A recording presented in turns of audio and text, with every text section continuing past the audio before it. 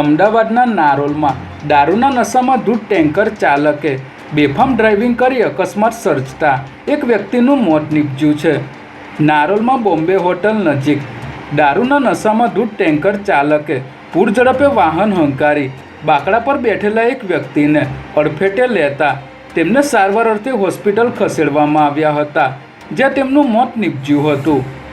અકસ્માત સર્જ્યા બાદ પણ ચાલકે ટેન્કર ભગાવવાનો પ્રયાસ કર્યો હતો અને અન્ય 3 જેટલા વાહનોને અડફેટે લેતા વાહન ચાલકોને સામાન્ય ઈજાઓ પહોંચી હતી। ત્યારે આ બનાવના પગલે પોલીસે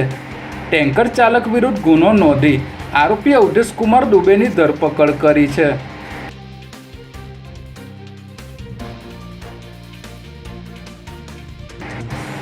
અમદાવાદ ક્રાઇમ બ્રાન્ચે કુબેરનગર વિસ્તારમાં ઘરમાં ખાડો બનાવીને છુપાવેલા દારૂનો જથ્થો ઝડપી લીધો છે, જેમાં ક્રાઇમ બ્રાન્ચને બાતમી મળી હતી કે કુબેરનગરમાં આવેલ રમેશ બિસ્કિટની ગલીમાં રાજેશ ઉર્ફે રાજા બીડીએ તેના ઘરમાં દારૂ સંતાડીને રાખ્યો છે, જેના આધારે ક્રાઇમ બ્રાન્ચની ટીમે ઉચ્ચ અધિકારીઓની મંજૂરી લઈને રાજા બીડીના ઘરમાં દરોડા પાડ્યા હતા,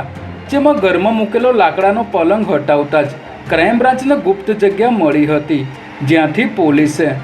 379 નંગ દારૂની બોટલ અને 24 બિયરના ટીન જપ્ત કર્યા છે। ક્રાઇમ બ્રાન્ચે અહીંથી હીરુબેન મખીજાની ધરપકડ કરી હતી, જ્યારે રાજા બીડી અંડરગ્રાઉન્ડ થઈ ગયો છે।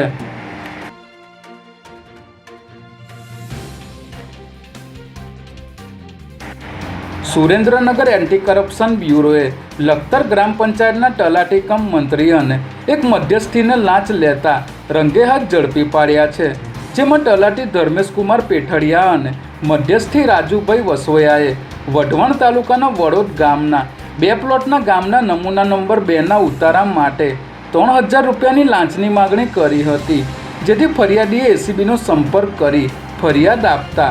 એસીબીની ટીમે શહેરની મધ્યમાં આવેલી રાજ હોટલ પાસે છટકું ગોઠવી વચેટિયા રાજુભાઈ વસોયા અને તલાટી ધર્મેશકુમાર પેઠડિયાને 3000ની લાંચ સ્વીકારતા રંગે હાથ ઝડપી લીધા હતા।